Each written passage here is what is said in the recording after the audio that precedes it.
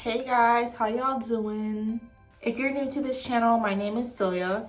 I'm a registered dental hygienist. I wish I could get all glamorous for you guys, but this is my day-to-day living and day-to-day attire, so love it or leave it. But today I wanted to talk to you guys about whitening, but not just whitening in general. I want to talk to you guys about 5 things that people do not talk about when it comes to whitening. This is more of like the one-on-one conversations that I usually have with my patients when they ask questions about whitening. I just want to say that this is genuine information that I'm giving you guys.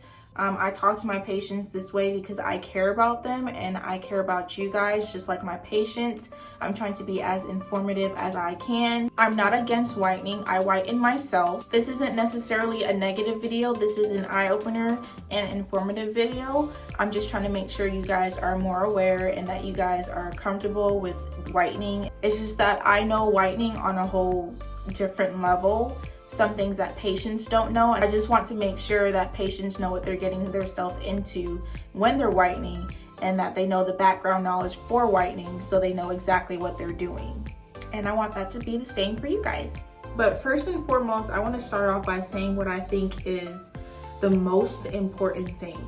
And that is that whitening, just because you have whiter teeth, does not mean that your teeth are healthier. People thinking that having whiter teeth means that their teeth are healthier, that's kind of like a form of discrimination.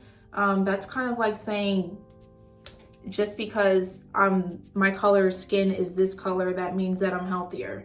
That's not the case. It's about your oral hygiene habits. It's about how you take care of your teeth and how often you go to the dentist to make sure that everything is going all right. Which brings me to number 2.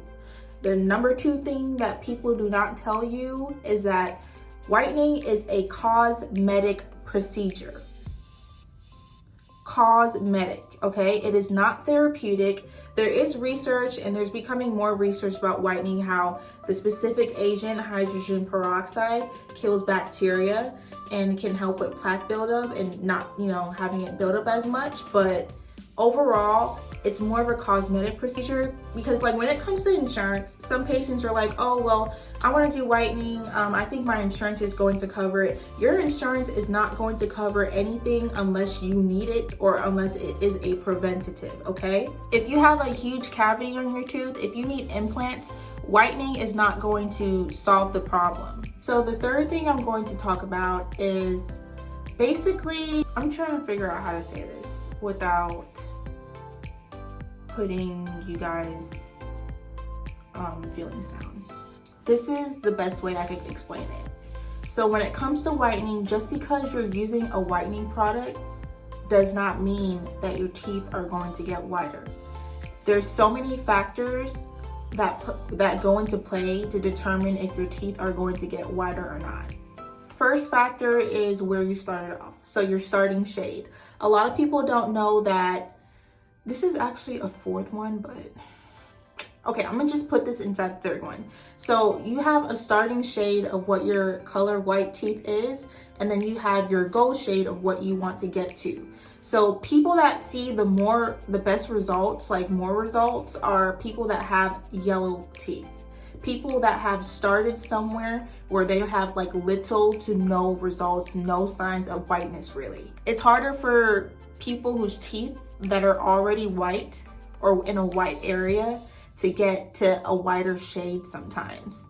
Another thing that goes into play when it comes to whitening your teeth and if they're gonna whiten or not is your genetics and how you were born. There are a lot of people that don't know that some mothers take tetracycline. It's a type of medicine that can stain the teeth. It gives you like a little gray shade or purplish shade. People who have tetracycline staining, it's so hard for them to get whiter teeth because that stain is so deep into their teeth to the point where their only way of getting whiter teeth is to get veneers. Veneers, I know a lot of people know what veneers are, but veneers are basically like acrylic nails. So these aren't acrylic nails. I have SNS on, but for my SNS, you could see where my nail separates from it. So the process of getting veneers is basically they shave down that top layer of the tooth and they place that, let's say, acrylic nail on top so that it lays down flat and it doesn't look too bulky. That's the same thing that they do for your teeth. But anyway, main point is just because you're whitening and you're using a product that says whitening, it does not mean it is going to whiten. If you're feeling stumped and you're feeling discouraged because the product isn't working and it says that it's a whitening product, just think about these factors that I'm telling you guys. Fourth thing that I'm going to tell you guys about whitening that people don't really know about is that when you're whitening your teeth, you have to keep whitening your teeth to keep the same results or get better results. It's kind of like when you have your routine of washing your face to clear acne, or if you're trying to get better at something, you don't just stop and then just do it again like the next 3 years. In order to be consistent, you have to keep doing it to see results. There's so many things that happen after you whiten. For tea drinkers, wine drinkers, coffee drinkers, people that eat berries and stained foods and seasonings, your teeth are more prone to stain easier. So in order to combat that stain, you want to make sure you implement like touch-up whitenings every month or 2 months, just depending on how white you want your teeth to be and how sensitive you are. Last but not least, this is also a very important one. The first one was very important, but this fifth one is very, very important. That is to make sure you know what you are purchasing. When you purchase a whitening product, read the directions, read the ingredients, read reviews, and also make sure it's ADA certified. That's the best way for you to go about using a product.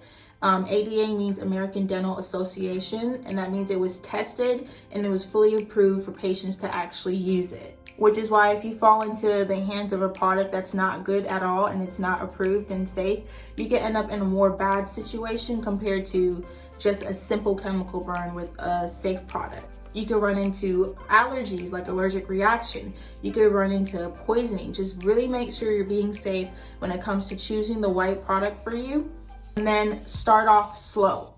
So when you're choosing that product for you, make sure, I mean, it depends on what your tolerance is, but I would start off with the lowest percentage because some people don't know that they're sensitive to whitening until they start whitening. And what you don't want to do is start at 22%, which is like the higher percentages, and then you experience a type of pain that's like excruciating. So just to be safe, start off at a smaller percentage, just work your way up, work your tolerance up, and it'll be better that way. You know, you won't have any regrets afterwards.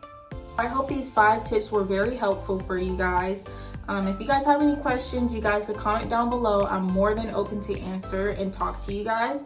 I enjoy you guys' company and I enjoy whatever you guys have to say.